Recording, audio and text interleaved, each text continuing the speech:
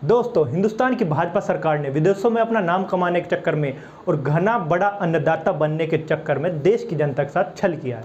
जी हाँ, लेकिन ये बात हम नहीं कह रहे, ये बात कह रहे हैं इंडियन एक्सप्रेस के सहयोगी हिंदी अखबार जनसत्ता ने। जनसत्ता की इस खबर को पढ़ने के बाद आप भी कहोगे सचमुच सत्ताधारी भाजपा सरकार ने आम जनता के साथ छल किया, क्योंकि जनसत्ता की इस खबर के मुताबिक भाजपा सरकार ने 6 करोड़ से ज़्यादा वैक्सीन दूसरे देशों को लोगों को दी है और ऐसे ऐसे देश हैं जिनमें मरने वालों की संख्या भारत से कम है।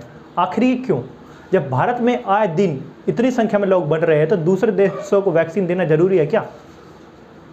हम इस बात का विरोध नहीं करते हैं कि दूसरे देशों को वैक्सीन ना दे, दी जाए, अच्छी बात है। कोरोना के संक्रमण के समय में सब देशों को वैक्सीन दी जाए, लेकिन जब अपने ही देश में वैक्सीन की मारामारी चल रही है तो दूसरे देशों को अभी देनी जरूरी है क्या?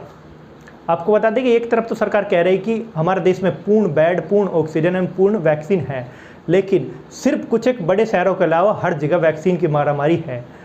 लोग वैक्सीन के लिए सुबह से ही लाइन में लग जाते हैं और तब उनका नंबर आता है तो कह दी जाती है वैक्सीन खत्म हो गई। आखिर ये क्यों? जब देश में इतनी मारामारी हो रही है वैक्सीन के ऊपर, तो दूसरे देशों को वैक्सीन अभी देना जरूरी है क्या? दूसरे देशों को वैक्सीन देना सत्ताधारी सरकार को इसलिए जरूरी है ताकि दूसरे देशों में उसका नाम हो सके और वह दूसरे देशों के लिए बड़ा दानदाता बन सके।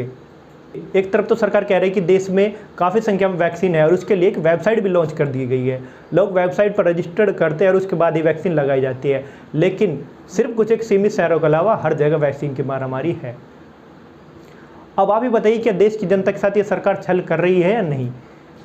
जनसत्ता की इस खबर को पढ़ने के बाद तो हमारे पास कहने और सुनने के लिए कोई शब्द नहीं है।